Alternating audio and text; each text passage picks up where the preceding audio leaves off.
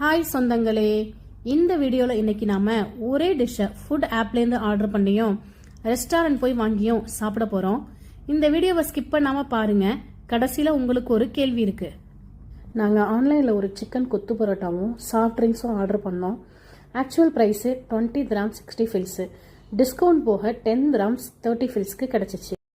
Husband 2 ஆர்டரையும் pickup பண்ணிட்டு வந்துட்டாங்க. First online ஆர்டரில் ஒரு soft drinks, vegetable salad, onion ரைத்தாவோட சூடாக நல்ல வாசமாக சிக்கன் கொத்து பரோட்டாவும் இருந்துச்சு.